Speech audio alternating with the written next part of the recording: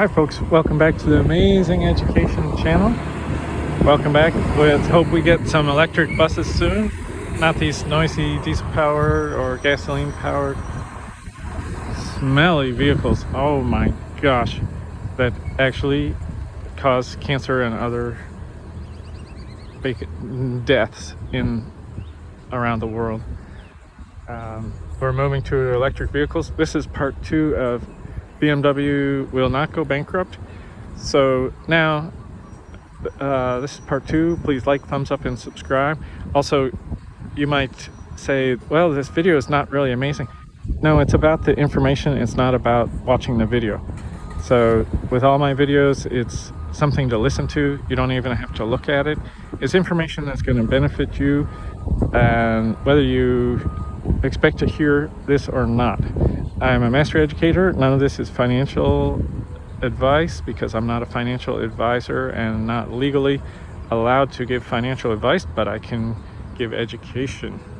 I'm a master educator and can help you from not live paycheck to paycheck.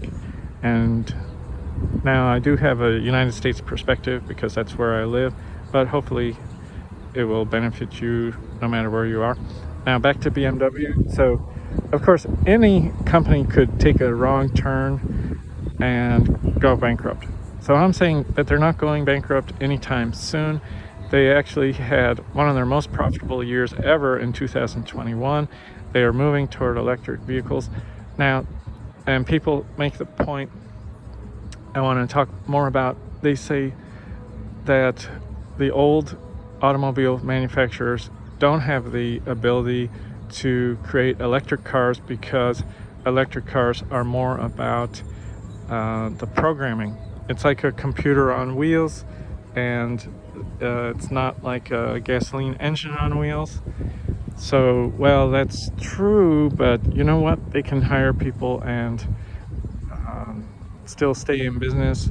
You know, the biggest, most successful auto company is sometimes in the world is sometimes Volkswagen, and they certainly can hire people to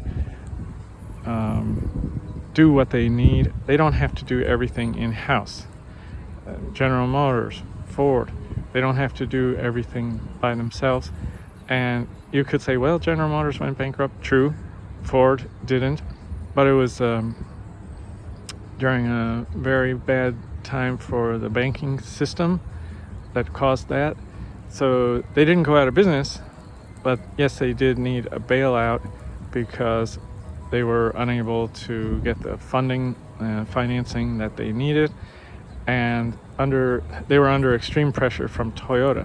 Now, that sort of makes a point, like Toyota usually owns its suppliers, or has maybe a joint venture, or has some kind of ownership in its suppliers, and works very closely with its suppliers to make long-lasting, good quality parts. And so that's what I recommend, BMW or Ford or General Motors, that they do that. So even if they don't make something in-house, at least they have good quality, and they're working closely, and they're interested in the long-term survival of the parts and systems components that go into their cars, because that way they can maintain good quality vehicles and hopefully low enough cost with a high enough profit margin so that they can stay in business. Now, and BMW, they have the money and they have the history to attract good talent. And now that they understand, most people understand that you need a lot of programming and good central computer for an electric vehicle to save money, so you don't have to have many different systems. Hopefully VW is learning, and their COO or CEO, Herbert Diess, I believe that's how you say his name, will make sure that future programs work closely and create the software in-house, or have a single division that can handle, even if it's a supplier, handle all the software instead of dozens of different systems and companies and suppliers working on the software. And however, people are thinking that there will be autonomous vehicles, especially Tesla is considered by many, especially the fans, to have a major advantage in autonomous driving, self-driving technology. And that's true, but that doesn't mean that someone else can't do that and supply it to many vehicle manufacturers. So in fact, Chinese companies and American companies and European companies are all working on autonomy. Tesla doesn't have any sort of monopoly on autonomous driving, although people might say, well, they have the best, they've got the best talent. Okay, but even the best talent sometimes moves on. And for example, take a look at Lucid, which have the best efficiency and range of any production automobile. Yes, it's incredibly expensive, but it took amazing talent and very top battery technology talent to get the highest efficiency. And they could have a very efficient, less expensive car in the future. They have the technology, it's just a matter of profitability. So, but my point is that the best engineers don't always stay with Tesla. The work hours are really extreme, from what I understand, with Tesla, which could be one reason why they've stayed in business when most other new cars, new automobiles in the last 80 years, the new automobile companies, rather, have not managed to stay in business longer than just a few years. But if you have an extreme worker like Elon Musk and an extreme work schedule, maybe 60, 70, 80 hours a week, who knows, maybe 120, I don't know. They work faster, work harder, and so they can make changes and improvements faster than other companies, and then outcompete them.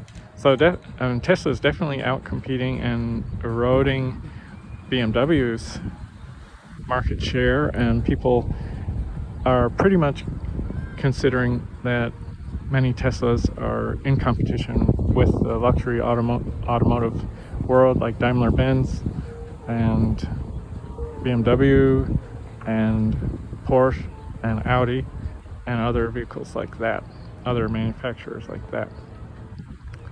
And so definitely the so-called legacy auto, they are losing market share, but they can reduce their production and they may need to do layoffs, but they could still stay in business.